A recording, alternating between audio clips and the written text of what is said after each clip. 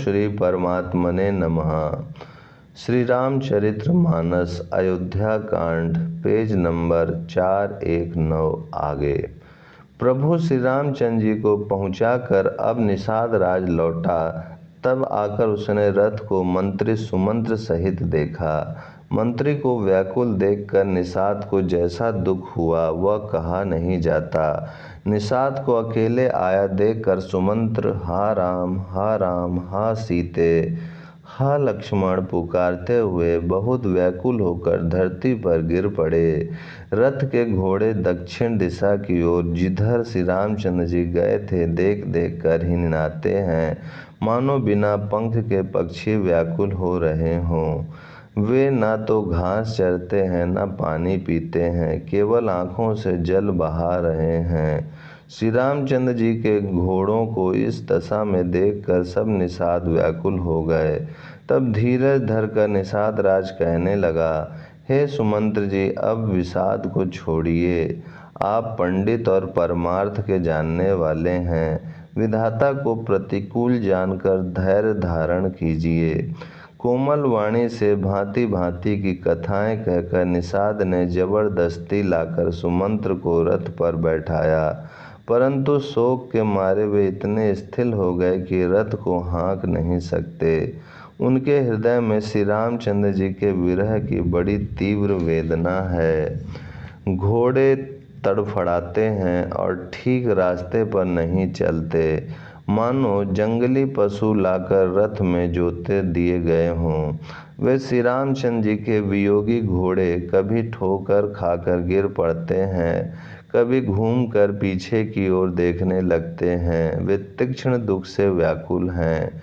जो कोई राम लक्ष्मण या जानकी का नाम ले लेता है, घोड़े हिकर कर उसकी ओर प्यार से देखने लगते हैं। घोड़े की विरह दशा कैसे कही जा सकती है।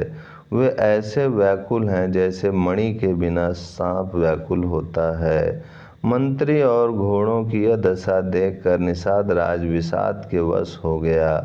तब उसने अपने 4 उत्तम सेवक बुलाकर सारथी के साथ कर दिए।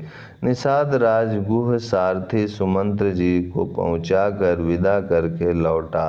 उसके विरह और दुख का वर्णन नहीं किया जा सकता। वे चारों निषाद रथ लेकर अवध को चले। सुमंत्र और घोड़ों को देख देख कर वे भी क्षण क्षण भर विषाद में डूबे जाते थे। व्याकुल और दुख से दीन हुए सुमंत्र जी सोचते हैं कि श्री रघुवीर के बिना जीने को धिक्कार है। आखिर यह अधम शरीर रहेगा तो है ही नहीं। अभी श्री रामचंद्र जी के बिछुड़ते ही छूटकर इसने यश क्यों नहीं ले लिया। वे प्राण अपयश और पाप के भाड़े हो गए। अब ये किस कारण कूच नहीं करते, निकलते नहीं। हाय नीच मन, बड़ा अच्छा मौका चूक गया। अब भी तो हृदय के 2 टुकड़े नहीं हो जाते। सुमंत्र हाथ मल मल कर और सिर पीट पीट कर पछताते हैं, मानो कोई कंजूस धन का खजाना खो बैठा हो। वे इस प्रकार चले मानो कोई बड़ा योद्धा वीर का बाना पहनकर और उत्तम सूरवीर कहलाकर युद्ध से भाग चला हो। जैसे कोई विवेकशील, वेद का ज्ञाता, साधु सम्मत आचरणों वाला और उत्तम जाति का कुलीन ब्राह्मण धोखे से मदिरा पी ले और पीछे पछतावे, उसी प्रकार मंत्री सुमंत्र सोच कर रहे पछता रहे हैं। जैसे किसी उत्तम कुल वाली साधु स्वभाव की समझदार और मन वचन कर्म से पति को ही देवता मानने वाली पतिव्रता स्त्री को भाग्यवश पति को छोड़कर पति से अलग रहना पड़े, उस समय उसके हृदय में जैसे भयानक संताप होता है, वैसे ही मंत्री के हृदय में हो रहा है।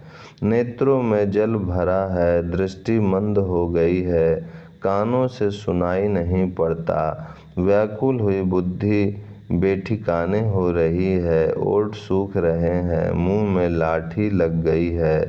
किंतु ये सब मृत्यु के लक्षण हो जाने पर भी प्राण नहीं निकलते, क्योंकि हृदय में अवधि रूपी किवाड़ लगे हैं, अर्थात 14 वर्ष बीत जाने पर भगवान फिर मिलेंगे, यही आशा रुकावट डाल रही है। सुमंत्र जी के मुख का रंग बदल गया है, जो देखा नहीं जाता। ऐसा मालूम होता है मानो इन्होंने माता पिता को मार डाला हो।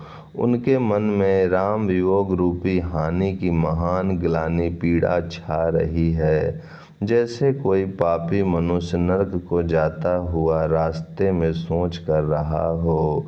मुंह से वचन नहीं निकलते, हृदय में पछताते हैं कि मैं अयोध्या में जाकर क्या देखूंगा। श्री रामचंद्र जी से शून्य रथ को जो भी देखेगा वही मुझे देखने में संकोच करेगा, अर्थात मेरा मुंह नहीं देखना चाहेगा। नगर के सब व्याकुल स्त्री पुरुष जब दौड़कर मुझसे पूछेंगे, तब मैं हृदय पर वज्र रखकर सबको उत्तर दूंगा।